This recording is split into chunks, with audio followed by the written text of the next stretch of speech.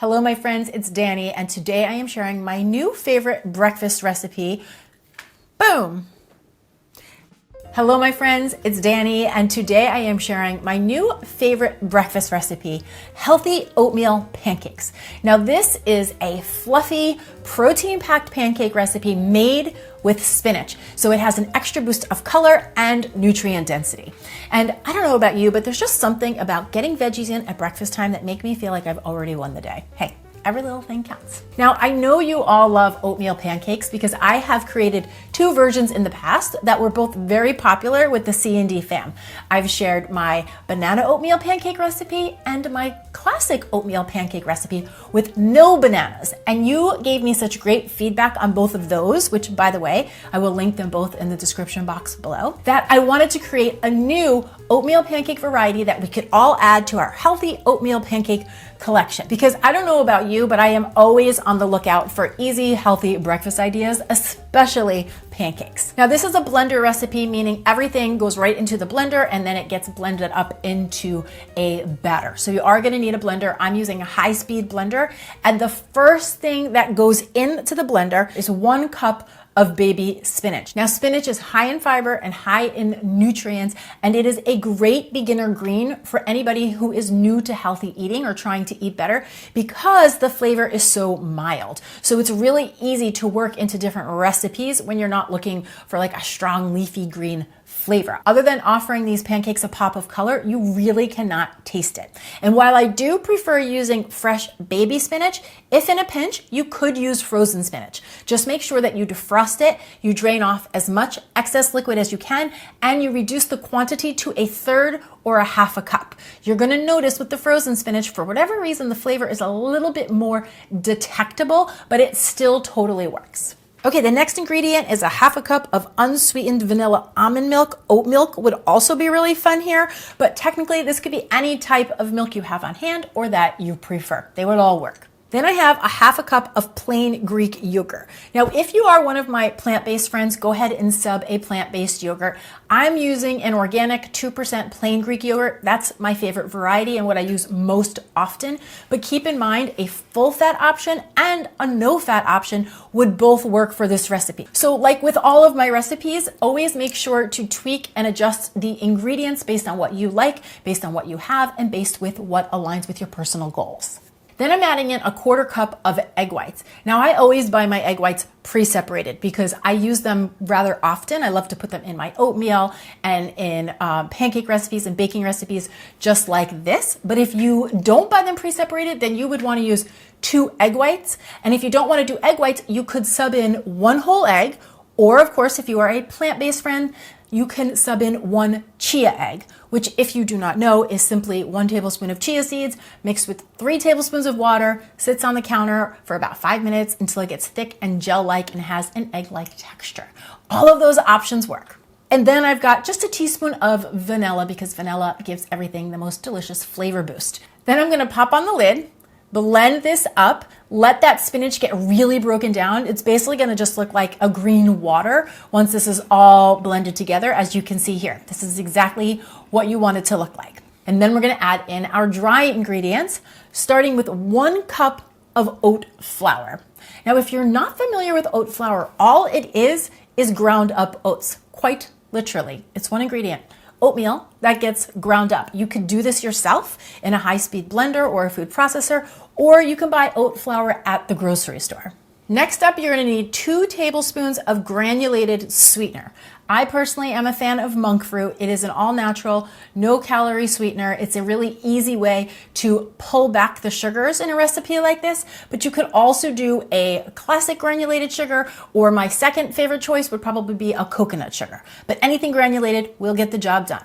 Then in goes 3/4 of a teaspoon of ground cinnamon, 1/2 teaspoon of sea salt, and then 1.5 teaspoons of baking powder. And my friends, the baking powder is very important in this recipe because this is what is going to help your pancakes become nice and fluffy. So do not skip that step. The lid goes back onto the blender, and I'm going to blend this again until everything is really well combined and I've got a nice batter, which at this point is going to be fairly thin, but you're going to see that as it sits, it thickens because the oat flour is going to begin to absorb a little bit more of that liquid. Now, I find it a lot easier from here to transfer the batter into a small bowl or a spouted cup like I have here. It's just easier to work with once you get to the stove.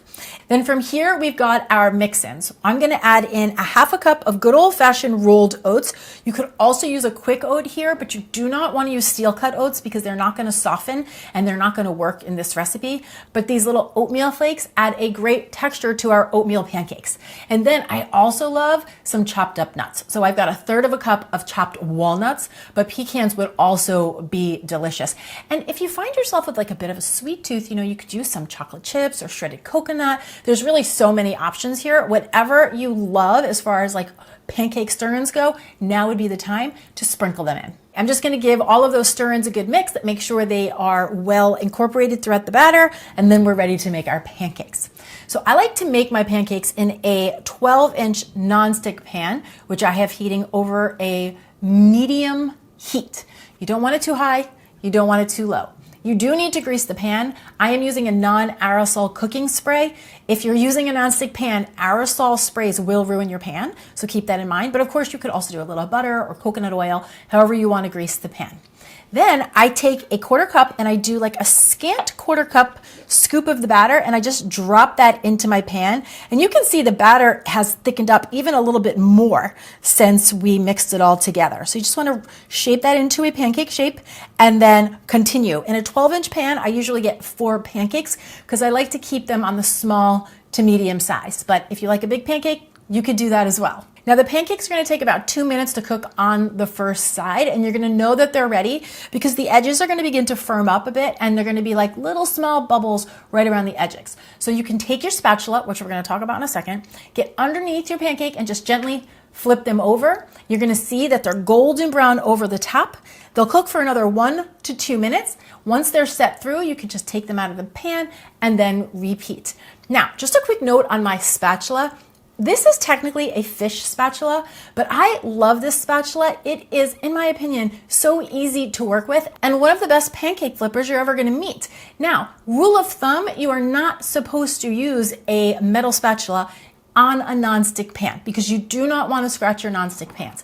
But I've never been like really good with rules, and I find if you're very careful, you won't scratch your pan. So for me, the reward to risk ratio is worth it, and I just wanted to share that with you.